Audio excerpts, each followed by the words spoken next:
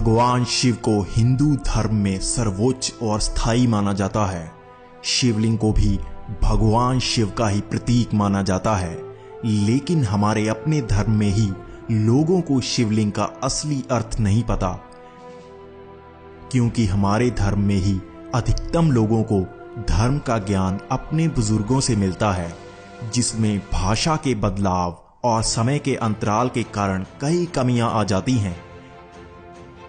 ऐसी ही कमी हमें शिवलिंग के अर्थ में सुनने को मिलती है। तो आज हम आपके लिए लेकर आए हैं शिवलिंग का संपूर्ण अर्थ और वो ज्ञान जो हर एक हिंदू को पता होना जरूरी है। अगर आपको ये ज्ञान नहीं है तो आपकी धर्म की जानकारी ही अधूरी है। दरअसल आज कई विदेशी और गैर हिंदू शिवलिंग को लिंग ही समझते हैं, जबकि हिंदू धर्म में अज्ञानी भी यही समझते हैं और इसे बढ़ावा देते हैं। असल में अगर हम अपने वेदों का गहन अध्ययन करें तो उसमें शिवलिंग का वर्णन किया गया है। शिव को इस ब्रह्मांड का एकमात्र स्रोत बताया गया है, उन्हें निराकार और स्थायी बताया गया है, लेकिन शिवलिंग को लिंग बताया ही नहीं गया। ये त्रुटि सिर्फ उन अज्ञानियों की वजह से फैली है जिन्हें भाषा तक का ज्ञान नहीं था।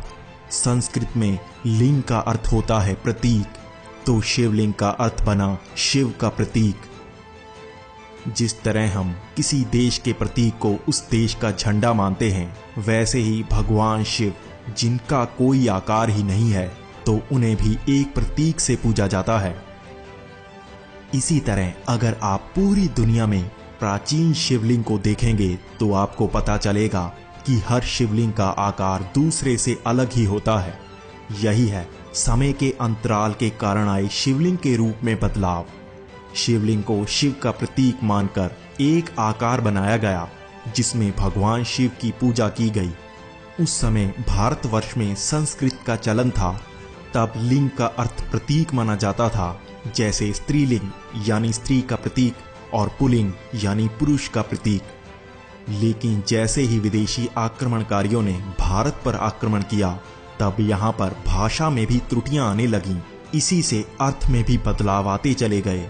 आज भी अधिकतम हिंदू सिर्फ सुना हुआ ज्ञान ही सच मानते हैं और उनके पास श्रीमद् भगवद गीता या वेदों का लिखित रूप नहीं होता। इस कारण वो इन गलतियों को भी सही मान लेते हैं।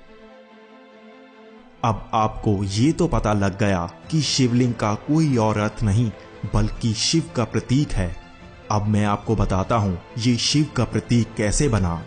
दरअसल शिवलिंग को अंडाकार रूप में माना जाता है। अगर आप वेदों और शास्त्रों में बताए अनंत के प्रतीक को देखेंगे तो वो भी यही था, यानी कि अंडाकार। प्राचीन समय से ही अनंत का प्रतीक यही रहा, लेकिन पश्चिमी सभ्यता से ही इसे ये आकार कहा जाने लगा जिसे हम आज इन्फिनिट कहते हैं। इससे हमें पता चलता है शिव अनंत हैं और उनका प्रतीक है यह अंडाकार रूप। उसके बाद उसके ऊपर 3 रेखाएं अंकित की जाती हैं जिनका अर्थ होता है त्रिनेत्री, त्रिलोकी और त्रिकालदर्शी। इसी रूप की पूजा की जाती है, यानी अनंत महासागर के निर्माता, जो निराकार रूप में हर स्थायी वस्तु और ऊर्जा का केंद्र हैं। ऐसे ही निराकार स्थायी रूप के प्रतीक को हम भौतिक आकार में ढालकर ध्यान के समकक्ष महसूस करते हैं। अब आपको भी ये वीडियो हर प्रिय को शेयर करनी है ताकि वो शिवलिंग का सही अर्थ जान सके, और अगर आपको कोई शिवलिंग का गलत अर्थ बताए तो आप उसे ये वीडियो दिखाकर चुप करा सकें।